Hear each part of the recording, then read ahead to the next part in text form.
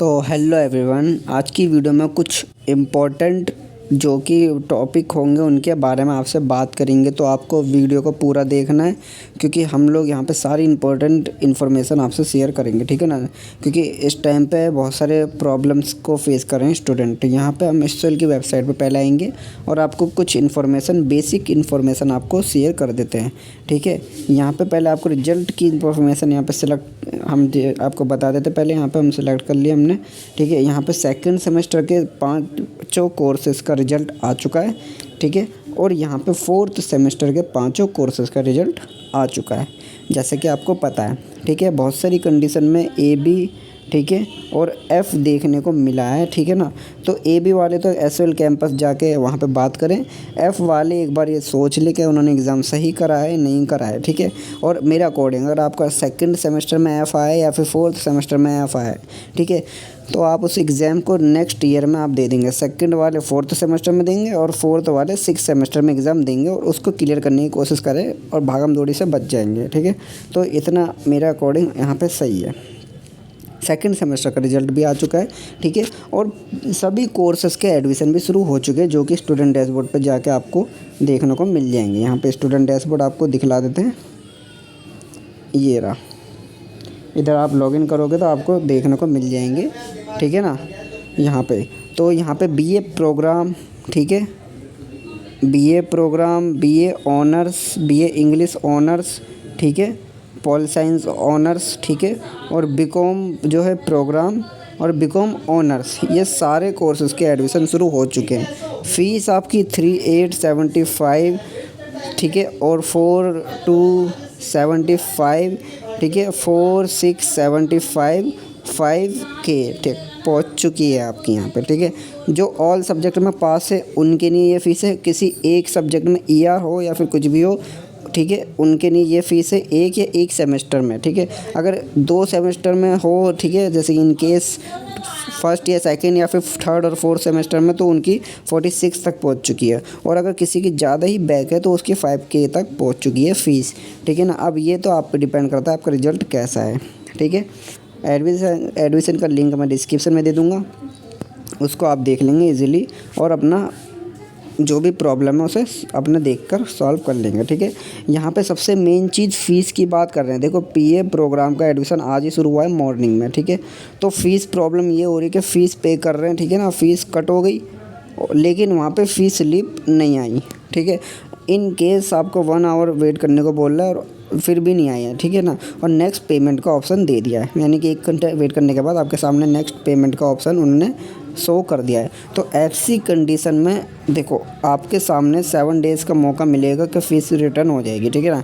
आप सबसे पहले अपनी जो फ़ीस की है सारे प्रूफ रखो, ठीक है ना, जो भी है फ़ीस के सब प्रूफ रखो, ठीक है, और उनको सेव करके रखो और पेमेंट करते टाइम अपना ध्यान रखो।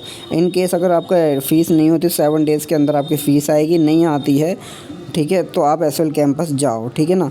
और अगर आपके सामने दोबारा से आपका जो है एडमिशन का पोर्टल, मान लीजिए आपने एक बार पेमेंट कर दी, ठीक है ना, लेकिन वो पेमेंट नहीं हुई, लेकिन वो कट हो गई अकाउंट से, ठीक है ना, और फिर 1 घंटे बाद पोर्टल ऑन हो गया आपके उसमें डैशबोर्ड पे, ठीक है ना। तो उस ऑन पोर्टल में आप चेक करो पेमेंट हो रही है नहीं हो रही है। अगर हो रही है तो कर दो, ठीक है। लेकिन जो पुरानी स्लिप आप, मतलब पुरानी स्लिप बोल रहा हूँ, पुराने जो आपने पेमेंट करी उसका रिकॉर्ड सारा आपके सामने होना चाहिए, क्योंकि वो 7 डेज़ के अंदर आपके सामने, यानी कि आपके अकाउंट में आ जाएगी वो, ठीक है ना। एक बात तो ये, दूसरी बात ये, बहुत सारे स्टूडेंट ये बोलने का ओपन नहीं हो रहा। ओपन कैसे नहीं हो रहा? बहुत सारे स्टूडेंट ये वाला जो एरो है नीचे डालते हैं, ऊपर डाल देते हैं, कहीं पे भी डाल देंगे, बीच में सेंटर में नहीं लाते उसे। तो ये बीच सेंटर में सही है, ठीक है, बीच सेंटर में ही लाना है उन्हें, ठीक है, जो ऐसे ऐसे कुछ करके बना हुआ है, ठीक है ना।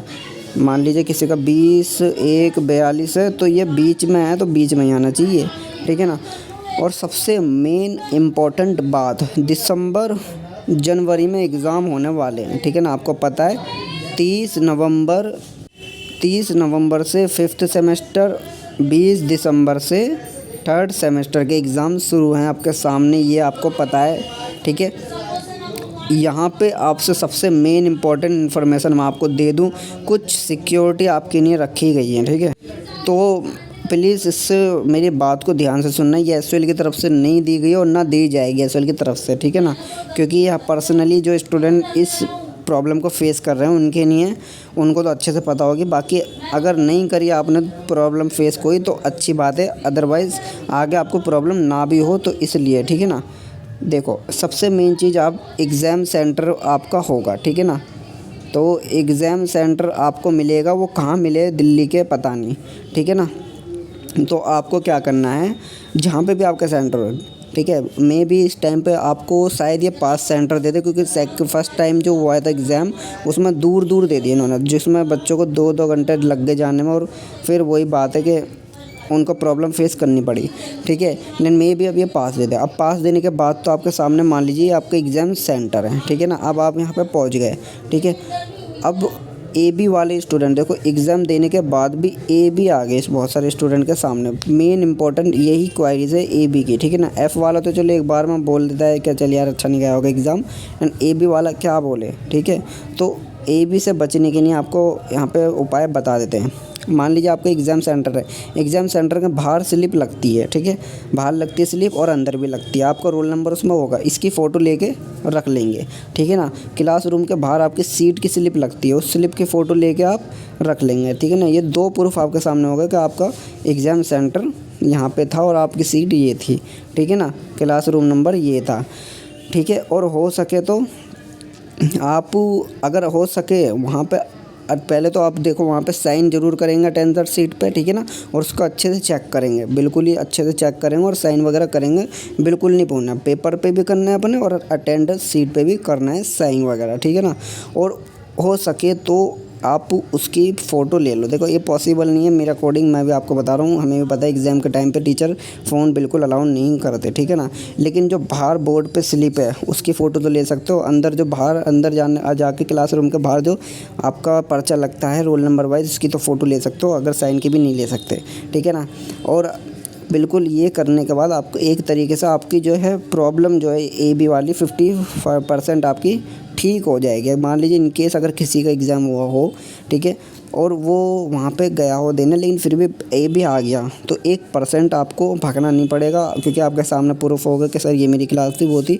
बाकी देखो SOL है, ठीक है, उसका नाम भी SOL है, स्कूल ऑफ ओपन लर्निंग है, तो वो भी आपको भगाने के चांसेस पूरे देगा कि हाँ भाई अब जाओ लेके आओ, ये करो वो करो, एप्लीकेशन लिखो, ठीक है।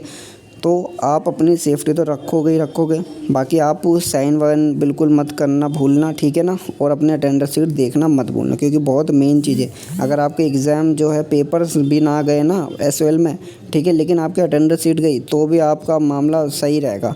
मतलब मेरा बोलने का ये मतलब नहीं पेपर मत दे के आओ, बस अटेंडर सीट दे के आ जाओ, ठीक है। ये है कि सब चीज़ पर ध्यान देना, ठीक है।